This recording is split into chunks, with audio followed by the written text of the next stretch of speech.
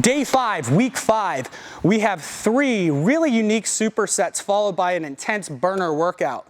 The first superset is going to open up with a dumbbell or kettlebell squat jump. So what we're going to do is put a dumbbell or a kettlebell in between our legs. We're going to sit down with our chest up. Think like how a gorilla would sit at the zoo, same sort of stance, unlock the knees, hinge at the hips, but keep that chest up. And then from here, I'm gonna go ahead and explosively jump that weight up into the air and rebound right into the next one. We'll hit our prescribed reps. The following movement is a dumbbell hip thrust at a 2-1-2-1 tempo. So, I want to find a box chair or bench. I'm going to put my upper back on that bench, bring my legs up underneath me. We're going to rest a dumbbell right here across our hips.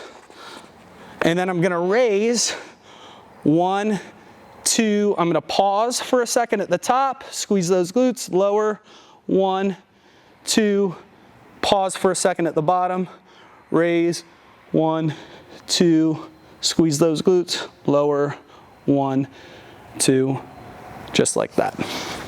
Our next superset is a dual dumbbell front squat. You can also use 2 kettlebells for this. Ideally, we want to use the heaviest dumbbells or kettlebells that we have for this one. We're going to do this at a 2-1-2-1 tempo. What this looks like, I'm going to clean those dumbbells up, rack them. I'm going to lower 1, 2, down, pause, 1 second at the bottom, raise, 1, 2, pause 1 second at the top, down, 1, 2, pause, up, 1, 2, pause.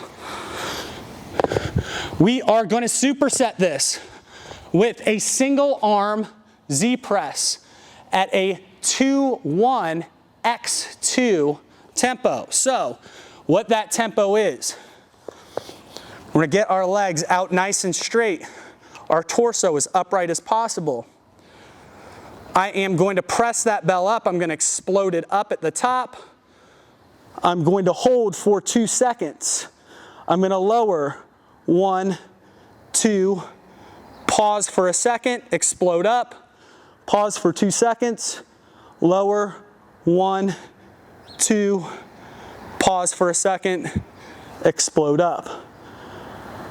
Pause for 2, down 2, pause for 1.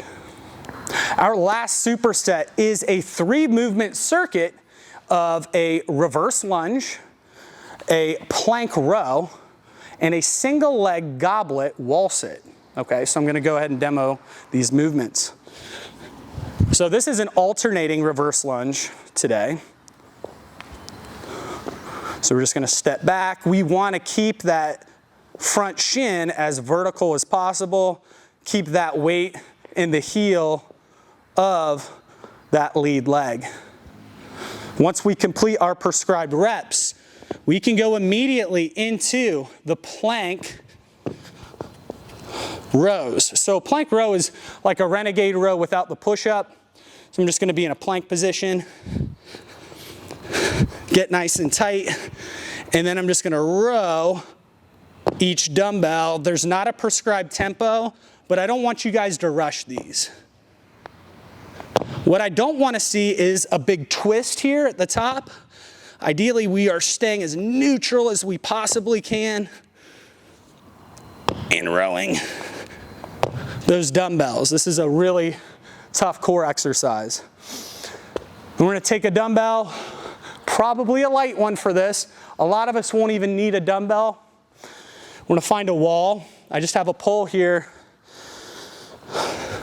Take this into a goblet position. I'm going to lower down until my legs are at 90, and then I'm going to lift one of my legs off the ground. And we're going to hold that for the prescribed amount of time, and then you will switch legs.